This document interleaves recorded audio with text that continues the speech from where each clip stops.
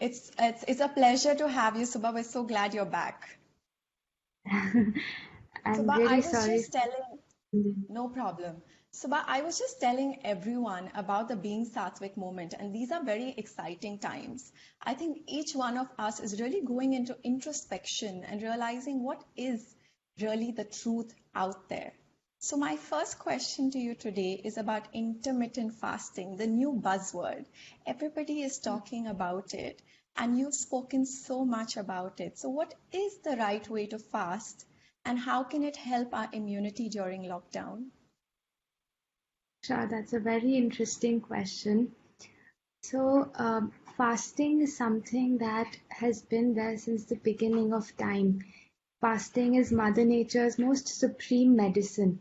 But to understand fasting, we first must understand something else, another concept that's very important, which is that we all have a healing power sitting inside us, which actually comes to work when we fast, whether it's 16-hour fasting, which you said, intermittent fasting, or any other kind of fasting.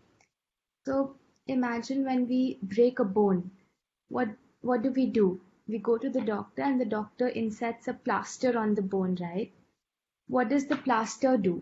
The plaster keeps the bone set in one place. It's not like there's some medicine in the plaster. So after a few months, this big broken bone automatically rejoins itself back together. So what is that power that joins this big broken bone back? It's a healing power. Another word for healing power in our Vedas is Pran Shakti. So this Pran Shakti is basically the healing power that resides in any and every living being. The healing power is not sitting in a pill or a vaccine or a drug. The world's best doctor is sitting right inside each one of our bodies. When we get a cut on our skin, even if we don't apply a band-aid on the cut, after a few days we'll see that the cut automatically joins itself back together. What is that power that joins this cut back? Again, it's that same healing power. It's our Pran Shakti. So to understand fasting, to understand how does 16-hour fasting or intermittent fasting work, we must understand how does this healing power work, because they're both very directly linked to each other. So every morning when you wake up, you get a limited amount of this healing power. You get a limited amount of this pran shakti. And every action you perform, whether it's talking, walking, speaking, listening, thinking, takes up little bit of this pran shakti. So can you guess how much pran shakti, how much healing energy does the task of digestion take up from our body? Any ideas? No idea. So digestion actually takes up 80% of our pran shakti at once, which is a lot, isn't it? So when this pran shakti fully goes into digestion, it obviously cannot do anything else properly. It can't do other tasks efficiently. To understand this better, we can take the example of, let's say, an iPhone. If you open too many apps at once, what will happen? The battery will die out quickly. None of the apps will work properly. Same way in our body, if we're doing too much at once, if we're trying to heal and digest together at the same time, none of the things will be able to happen efficiently, will be able to happen properly. So what does fasting do? Fasting is basically stopping our pran shakti, stopping this healing power from going into digestion and diverting all of this pran shakti towards healing, towards cleansing the body. Now, our problem today in this modern day and age is that we're always and always eating. We eat two slices of toast for breakfast. Before that gets digested, we put in a bowl of rice for lunch. Before that gets digested, we put in two more chapatis for dinner. So actually, our body, our healing power, our pran shakti is always and always 7 days a week, 24 hours in a day, only engaged in digestion.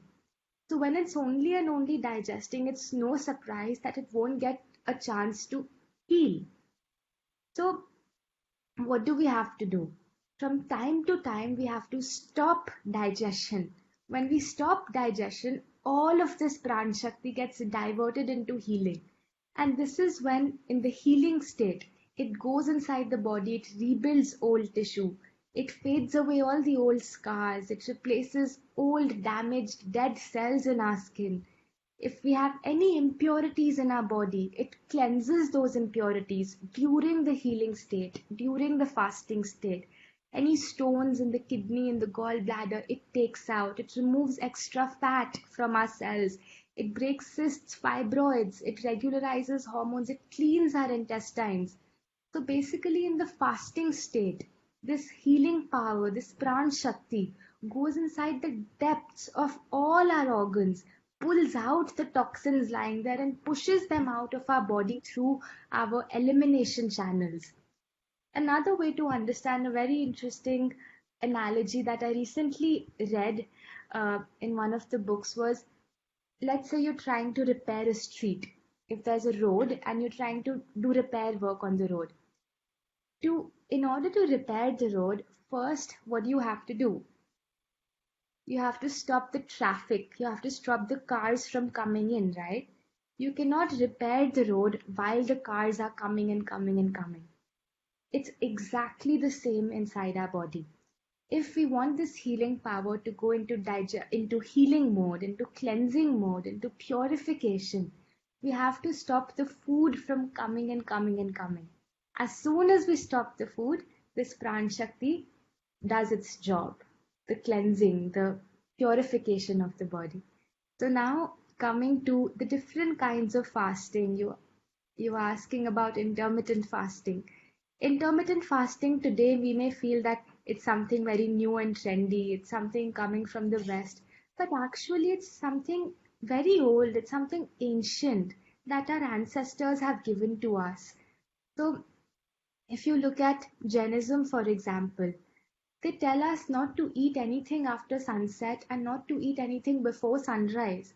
So, actually, in our Vedas, this 16-hour fasting is automatically made a rule. They didn't need to talk about it, it was like second nature. So, the one type of fasting I feel lots of you listening to this may feel scared that, fasting means so much austerity, we won't be able to do it. But the easiest type of fasting that you can employ in your lives is 16-hour fasting. All you have to do is you have to stop eating at a particular time and give a 16-hour break to your digestion, to your stomach every night.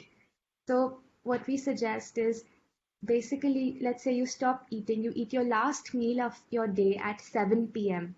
So don't eat any solid food till 11 a.m. the next morning. So it's basically a 16-hour gap between your last meal and your first meal the next morning.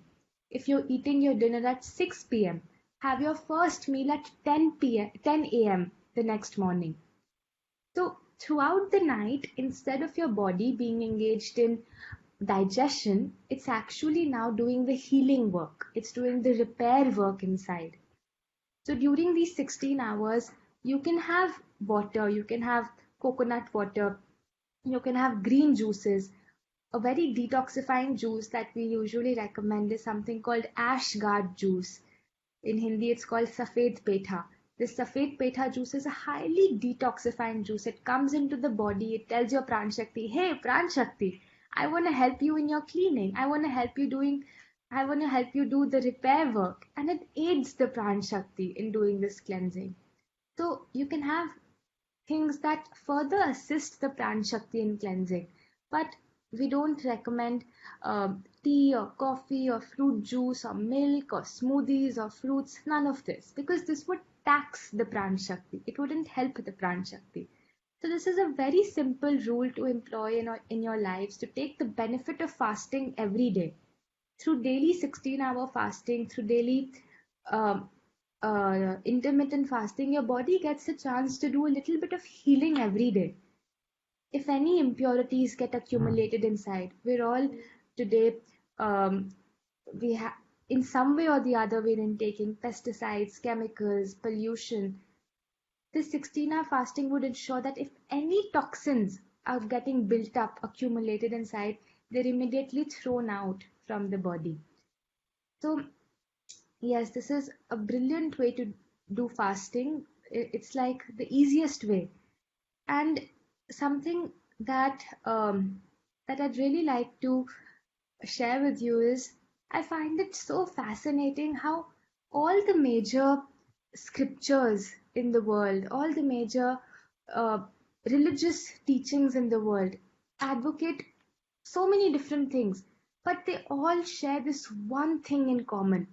All the spiritual leaders, whether it's Jesus Christ or whether it's Buddha, whether it's our Hindu sages, they've all told us the importance of fasting. Today, what we're thinking is something new has actually been in our Vedas and our scriptures since many, many years. Not only our religious texts and our ancient knowledge, even animals, if you look at, even animals fast from time to time. When my dog at home, if he ever falls sick, if he ever gets a fever, you know what's the first thing he'll start doing? He'll go in the house, sit in a corner, and he'll stop eating all food till he gets fine again. He won't even look at his favorite dish. He won't even take water in that time. Why? Because they're very instinctive. Animals are very, very intelligent. They know that if at that time, at the time of sickness, if they eat, what will happen? All that healing power, all that Pran Shakti will rush into digestion, leaving no Pran Shakti for repair work, leaving no Pran Shakti for healing. So all animals fast when they're sick. So there's many, many benefits of fasting, of 16-hour fasting. The first benefit I'd like to share is fasting is a way to provide rest to the body. Whether it's the digestive system or it's the circulatory system, the respiratory system, the nervous system, they all undergo a rest when we fast. Think about it. We're always and always eating. Through the last 20, 30, 40 years, our organs have actually been working all the time. Can you imagine your stomach? All the time since the last so many years, 24 hours a day, 7 days a week, it's only digesting. As a general rule, the more food you eat, the more work must be performed by your organs. When there is a reduction in the amount of food taken, the organs undergo rest. And when we stop all food, they rest most of all.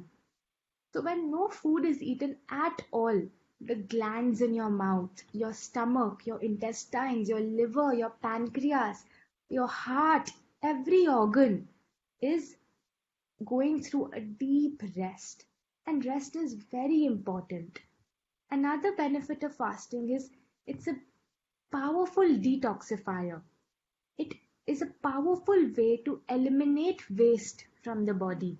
And as we've learned through so many traditional sciences, our Vedas, that the root cause of all diseases is nothing but accumulation of toxins in the body.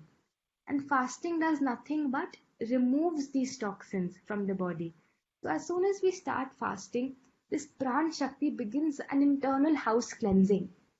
And as the fasting is progressed, deep-rooted toxins lying in your body, in different organs, are leave their place and are pushed out of your body through fasting. So, in a vital sense, the body is almost made over when we fast.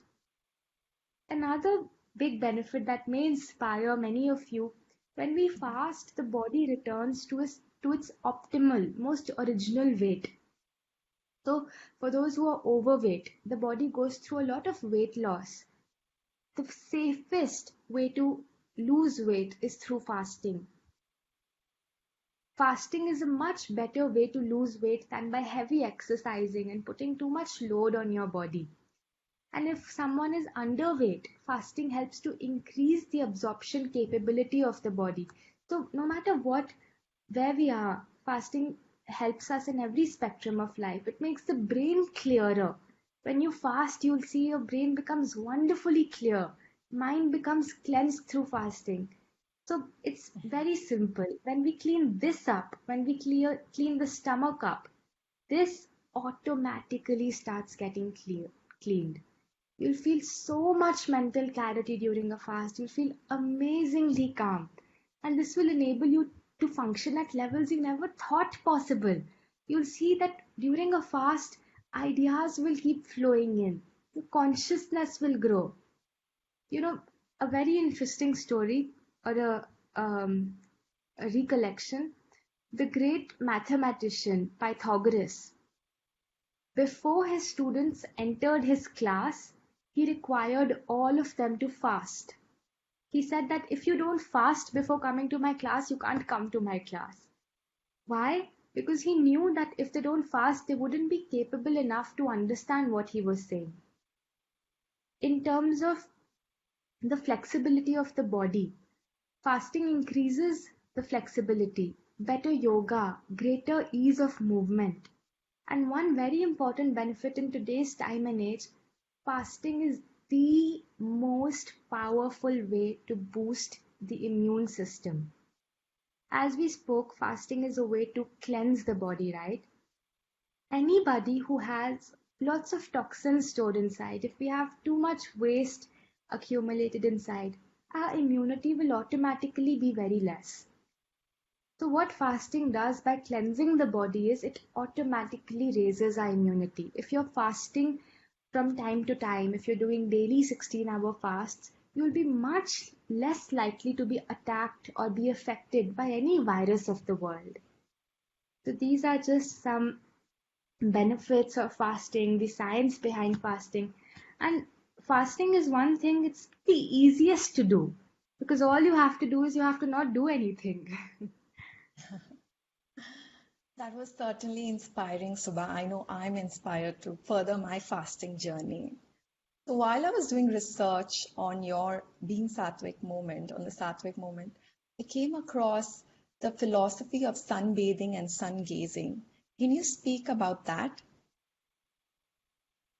Of course. So, a very interesting question again. Sunbathing and sun gazing are two ancient practices that were started again by our ancestors. What is To understand sunbathing and sun gazing, we first must understand the importance of sunlight to understand those. So, sunlight is actually food for our cells, and without sunlight, our organs cannot function properly. But in today's day and age, most of us, most of our bodies, most of our cells are starving for sunlight. If you see throughout history, sunlight has been a biological need for us humans. And because today we're not getting it, many things are starting to go wrong. Without sunlight, we're getting many bone problems, many joint problems, be it osteoporosis, cervical arthritis, joint pains, knee pains, back pains. Why are they becoming so common in today's day and age? We're seeing that even young people, even children, teenagers are getting cervical and back pains, knee pains. Why? Because we've closed ourselves in. We've closed ourselves in dark rooms. We were never meant to live like this. We are beings of the sun. We are beings of light. We were supposed to live in sunlight. Sunlight is the most original medicine that humans have been using for thousands of years. It's the biological need for us humans. And as I was mentioning, our forefathers, all our ancestors, used to worship the sun as a deity of health and happiness. In fact, in our Vedic scriptures, in our Indian texts, it said that the sun can heal anything. If you look at the Gayatri Mantra, what is Gayatri Mantra? It's nothing but a prayer to the sun god, who's also called Surya Narayan in our Vedas. The primary form of exercise was Surya Namaskar or sun salutations, so that we get the benefit of exercise as well as the sun at the same time. So throughout history, sunlight has carried a lot of importance. And if we today learn to harness this sunlight, learn to harness the benefit of sunlight, we can live a much healthier life. We can live a much healthier life by connecting ourselves, by making a connection with Sun God. So the first thing that all of you can do to harness the power of the sun, a daily practice, very easy, very simple, you can all employ in your lives is sunbathing, which basically means that you go outside for 30 minutes every day and you expose your whole body to the sun. So, see, bathing with water is one type of bathing. It's one type of cleansing. It only cleanses the external body, our skin, our hair. But sunbathing, what it does is it cleanses the internal body.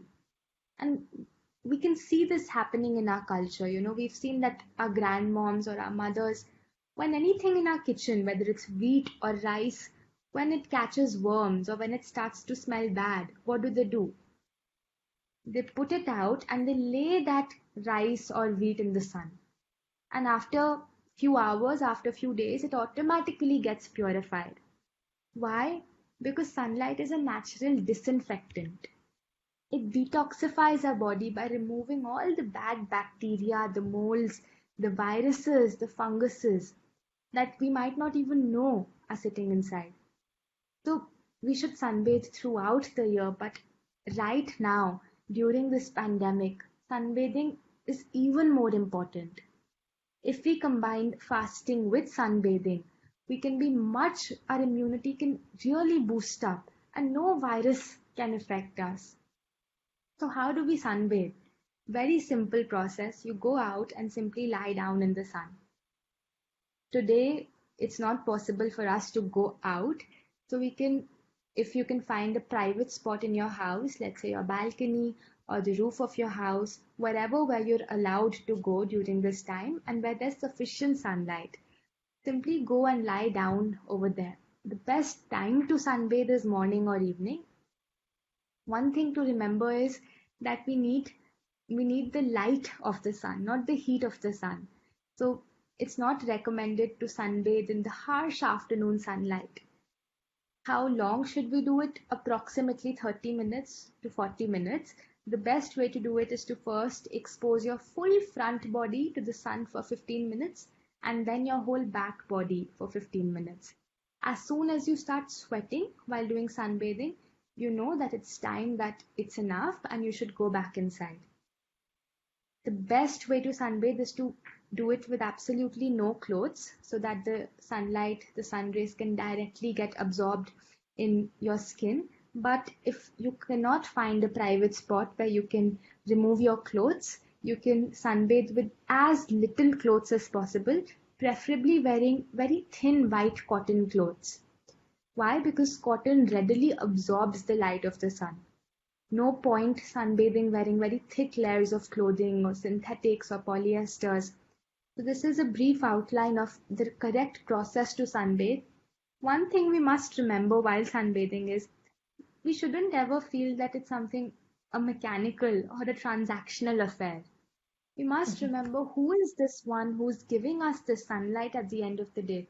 It's Surya Dev, it's Surya Narayan, it's Sun God. So every morning when we go to sunbathe, we must express our gratitude to him. We should say thank you to him for sending his healing energies to us every day.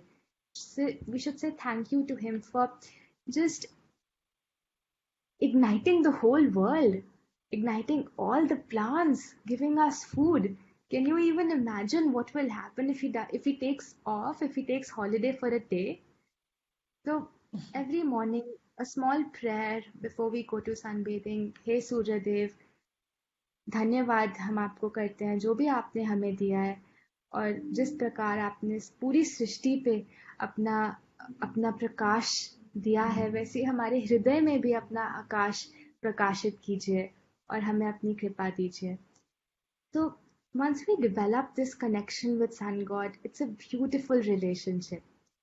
If for any reason sunbathing is not possible for you, please try to do it. It's just 15-20 minutes of your time every day.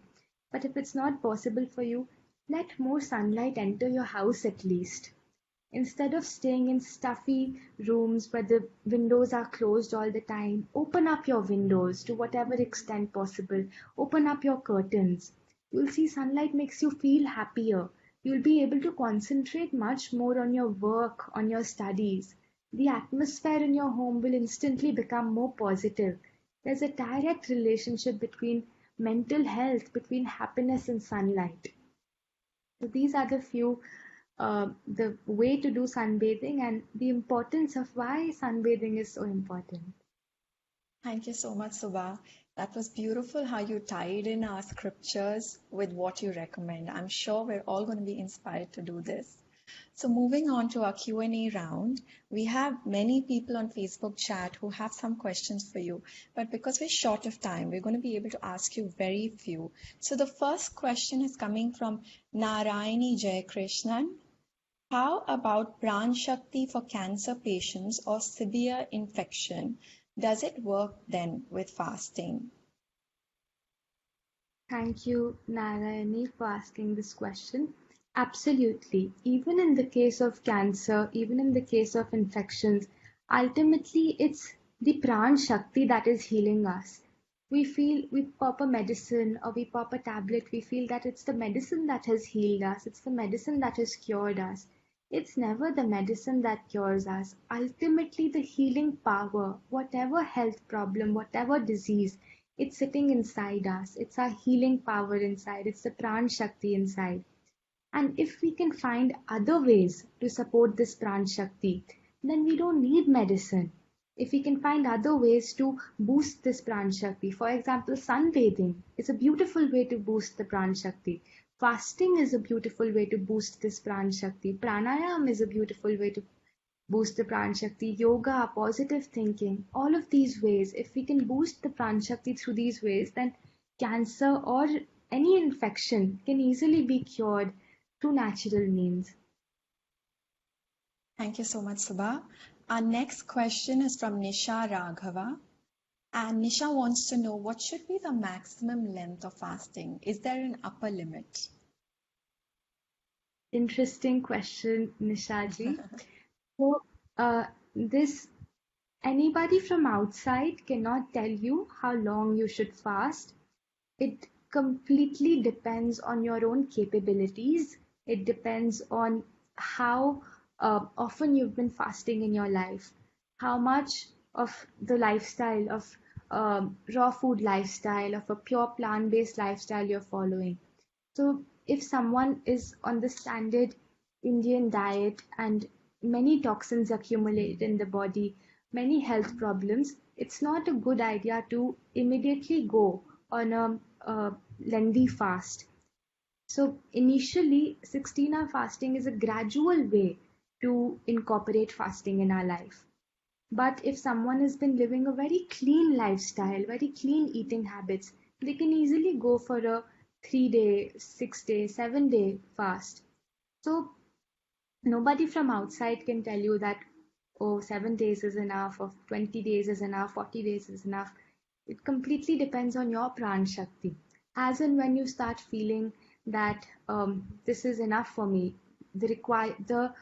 um the duty of the fast, or let's say the thing that the fast was supposed to do, the cleansing is completed. At that time, it's wise to stop the fast and gradually start intaking pure foods.